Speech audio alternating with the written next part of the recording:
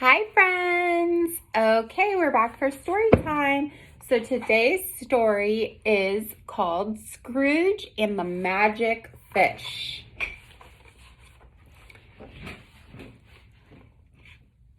Donald Duck was always busy. He worked in Uncle Scrooge's money bin.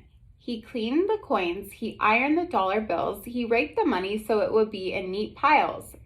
One day, Donald went to Uncle Scrooge to ask for more pay. "I work hard," said Donald. "I should have more money." "More money," said Scrooge. "I cannot give you more money. I am only a poor old duck." "You are not a poor old duck," cried Donald. "You have lots of money. Your money bin is full of money."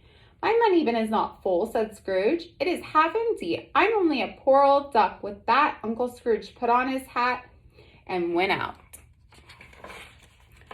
"Donald does not understand me," said Scrooge to himself. "I will go to the Millionaires' Club. The people there understand me." When he got to the Millionaires' Club, Uncle Scrooge saw a sign, "Fishing Contest. For club members," it said. "Catch the biggest fish, win your weight in gold." "What a great contest," said Scrooge. "I will enter this minute." And he did. Scrooge ran to the harbor. There he rented a boat and a fishing pole. He rowed out to the deep water. In no time at all, Scrooge felt a nibble on the line. He pulled in a very big fish. "What a whopper!" he cried. "I will win the contest for sure." Suddenly the fish began to talk. "Please," said he, "throw me back into the sea." "What?" cried Uncle Scrooge. "Throw me back? Nonsense! You are worth money. No one throws away money. If you throw me back, I will give your dearest wish," said the fish. Thought Scrooge. "A talking fish must be a magic fish. Perhaps this fish can really give me my dearest wish." So Uncle Scrooge wished to have his money bin filled to the very top.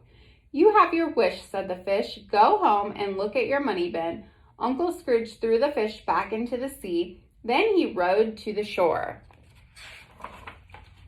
Uncle Scrooge ran to his money bin. Lo and behold, the money bin was full. It was so full that gold pieces and $100 bills were piled up to the ceiling. "I don't understand it, Uncle Scrooge," said Donald. "It was just cleaning a few coins. Suddenly all this money appeared." Uncle Scrooge jumped with joy. "Oh, what a lucky duck I am," he cried. As soon as he began to think, "Did I make a mistake?" he wondered. "A fish who can fill a money bin can surely do more. I was too quick to let that fish off the hook." He's getting greedy, it sounds like.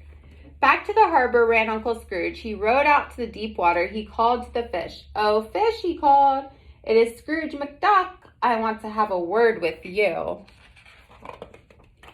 "What now?" asked the fish. "Isn't your money bin full?" "It is," said Uncle Scrooge, "but I would like another small favor. May I have a palace? It does not seem right that I have so much money and still live in the same old place." "Very well," said the fish. "You now have a palace. Go home and try to be happy." The fish swam off. Scrooge went home. His house was gone. It was in its place was a beautiful palace. It had golden doors and marble floors. "I don't know what happened, Uncle Scrooge," said Donald. "I was just dusting the table the way I always do. Suddenly your house was gone." "Don't worry, Donald," said Uncle Scrooge. "You have an uncle who is smart as well as lucky." Scrooge was happy with his palace for about a half hour. Then he had a new idea.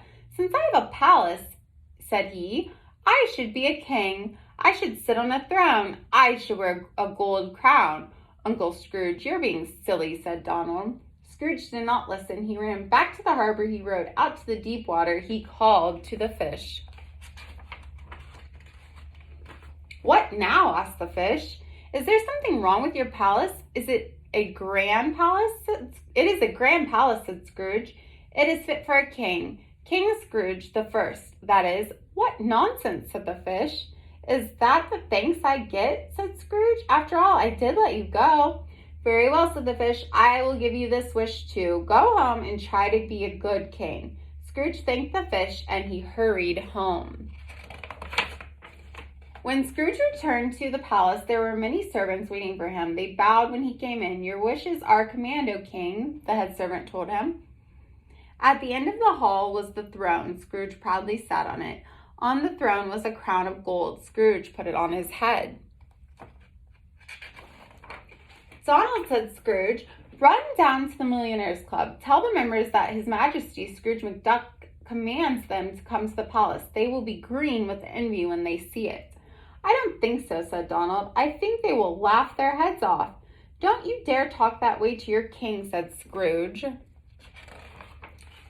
Then Scrooge thought that perhaps a king was not mighty enough. "I should be an emperor," he said, "emperor of all the world.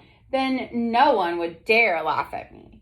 Back to the sea went Uncle Scrooge. He called to the magic fish. Dark clouds suddenly hid the sun. The sea turned gray. A cold wind blew. At last the fish lifted his head from the water. "Well?" he asked. "Being a king is not grand enough for me," said Scrooge. "I must be an emperor. Emperors are really grand." "Is there no end to your greed?" asked the fish. "Money, a palace, even being a king has not made you happy. I know now there is no magic strong enough to make a greedy person happy. Go home. Be content with what you had before you ever met me." And the fish swam away. Uncle Scrooge went home. His palace was gone. So were his throne and his crown. All that was left was a sad Donald Duck. "I don't know what happened, Uncle Scrooge," said Donald. "All of a sudden the palace was gone, and now the money bin is half empty again." Uncle Scrooge began to cry. He cried for his gold crown and his lost kingdom. He cried for his heaps of money that had disappeared. "I am only a poor old duck once again," he sobbed. After a while, Uncle Scrooge remembered what the fish had said. "There is no magic strong enough to make a greedy person happy. Be content with what you have." He dried his eyes. "Perhaps my money bin is not half empty, but half full. Maybe I am not so poor after all." Donald could hardly believe his ears. "That was a wise fish," said Scrooge. "Now you just follow me, Donald. We are going out to dinner." They did go out to dinner. They laughed and had a lot of good things to eat. But when they were finished, Uncle Scrooge handed Donald the bill. He was still the same old Scrooge McDuck, even though a magic fish had taught him a lesson. Scrooge is silly.